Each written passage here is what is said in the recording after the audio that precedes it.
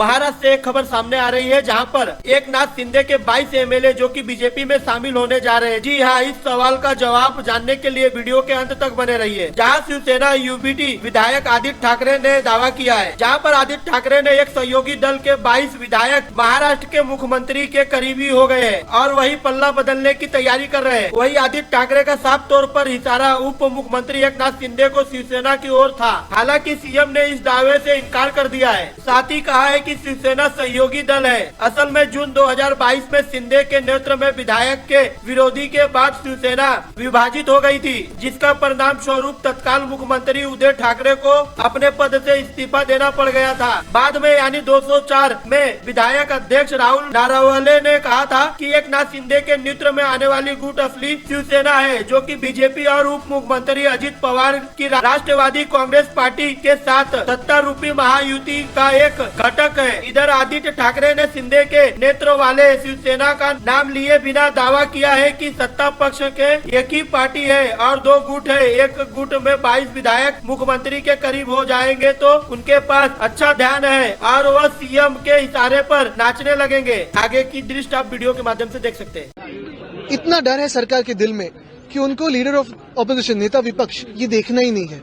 तो ये डर सामने आ रहा है लोगों के, और चुनाव आयोग के आशीर्वाद के बाद इतनी सारी बहुमत प्राप्त करने के बाद भी अगर विपक्ष से डरते हो सरकार, तो और क्या कहें। क्योंकि सरकार ये नहीं चाहती कि किसी विषय पे चर्चा हो। जो विपक्ष, नेता विपक्ष के अधिकार होते हैं हाउस में, वो किसी को ना मिले, वही बात है। वंदे मातरम हुई है मुख्यमंत्री से या? बिल्कुल नहीं हुई है। पिछले सदन में अगर आप देखें, सत्र में हुई थी, वो तो दुनिया के सामने हमने करी थी। और आज भी हमारी यही मांग है कि डर क्यों है आपके दिल में। वंदे मातरम को 150 साल कंप्लीट हो रही है, पार्लियामेंट में उसको लेकर चर्चा हो बिल्कुल, लेकिन सबसे दुर्भाग्यपूर्ण बात यही है कि इस साल अगर आपने राज्यसभा के हैंडबुक में देखा होगा तो जय हिंद और वंदे मातरम पे पाबंदी लगाई है, वो इसी भाजपा के समय पे लगाई है। तो यही है कि वंदे मातरम हो, जय हिंद हो, हिंदुत्व हो या देशभक्ति हो, इसका सिर्फ उपयोग या दुरुपयोग भाजपा चुनाव के समय करती है, बाद में उसी पे पाबंदी लगाती है। वंदे मातरम को मॉडिफाई किया जा सकता है बीजेपी की तरफ से? क्यों करे, लेकिन जिस बीजेपी का ना कभी के वंदे मातरम क्यों लाया गया था, क्योंकि हम अंग्रेजों के खिलाफ लड़ रहे थे।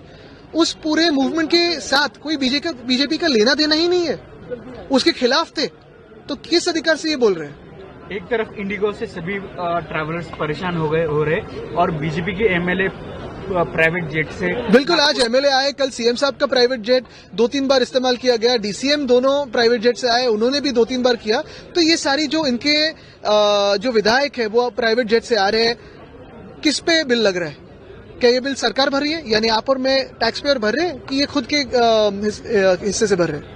सर, पैसे लूटने के लिए क्लबों को छूट दी जा रही है सरकार की तरफ से। बिल्कुल, अगर आप देखें तो कल की जो घटना है, यही बात तो हर जगह देखना जरूरी है कि एक तरफ अगर ऐसी कोई घटना घटे तो दूसरी तरफ सरकार लग जाती है कि अभी सारे कानून को लगाओ और पैसे निकालो, और जब तक ये होती नहीं है तब तक छूट दे के ये सब सारी चीजें चलती है। लेकिन यही पूछना चाहता हूँ कि कानून और व्यवस्था कुछ है या नहीं है?